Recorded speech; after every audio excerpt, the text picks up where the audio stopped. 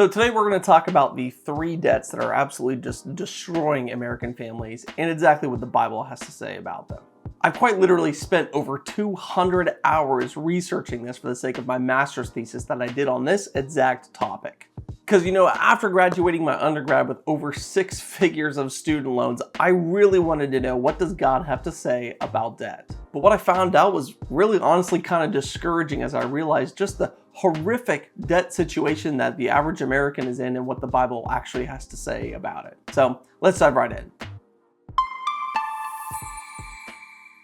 Now, before we get into it, I want to start by addressing the difference between being cautious about debt and being scared of debt.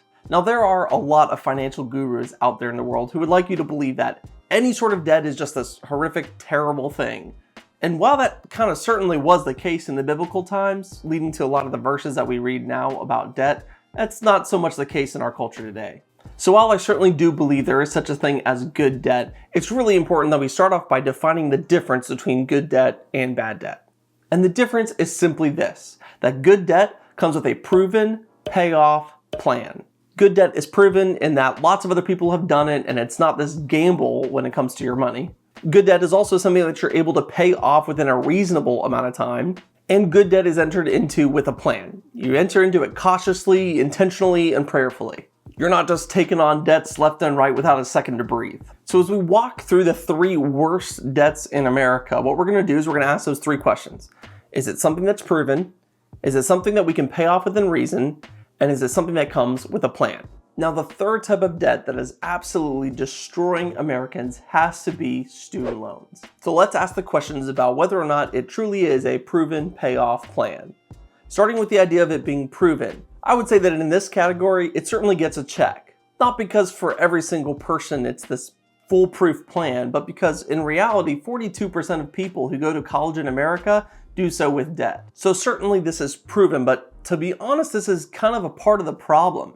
That high school students who are trying to make this decision as to whether or not they should go to school and how they should go about it, oftentimes they're pointing their fingers at those who went before them, who went to college and seem to have turned out okay. And it's often because this student loan problem is proven that so many people turn around and don't consider the next 2 variables. But the second variable that we talked about is the question, are student loans something that I have the ability to pay off within reason? The ridiculous statistic is that there's somewhere around 42.5 billion people who have taken out student loans in order to pay for their college. And of those 42.5 billion people, the average amount that they owe on their student loans is around $40,000. And of the 42.5 billion borrowers in the United States, 31% of those borrowers are significantly delinquent, meaning that they have owed money on their student loans for at least 90 days. When it comes to making sure that your student loans are with the realm of possibility to pay off, I think a really good rule of thumb is making sure that the amount of loans that you accrue is equal to or less than your anticipated first year's salary. I think this is a really reasonable way to make sure that you're not being foolish with the amount of student loans that you take out.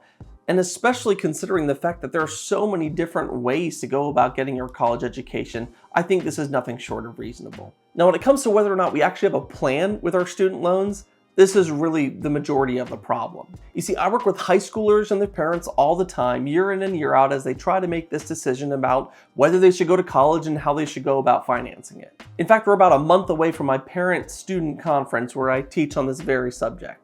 The reality is that so many people just assume that student loans is going to be a part of their lives that they don't really consider what it would look like to plan ahead as it relates to the payments that they're soon to be making. But it's important to kind of end this conversation on student loans with this point that student loans themselves are not the problem.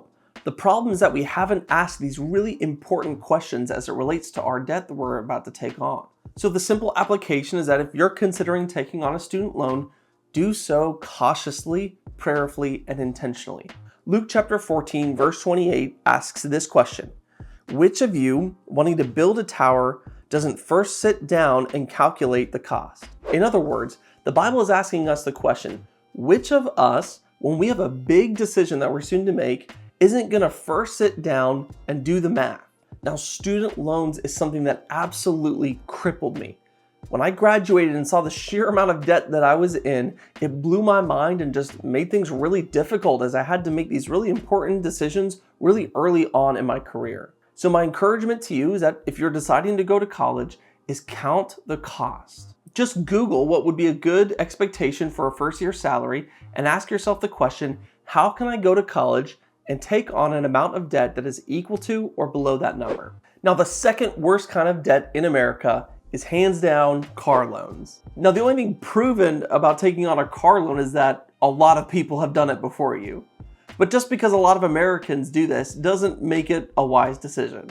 Which brings us to the question of, can I pay this off within reason? Now, the average number of months that somebody takes out a car loan for is 68.9 months.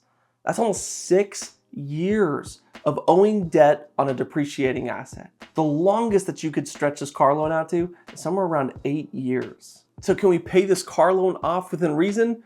Probably not. Now, when it comes to a plan, this is where car loans very clearly just don't make sense, that we're not entering into them carefully or thoughtfully. The reality is that the average amount that people are spending on these car loans every month is $749. And if that doesn't sound significant to you, know that if you had taken that and just thrown it into the S&P 500 for a 40-year career, you'd end up with over $2.6 million. Yet people enter into these car loans every single day. And the reason why is because the same lie that's being said about student loans is being said about cars.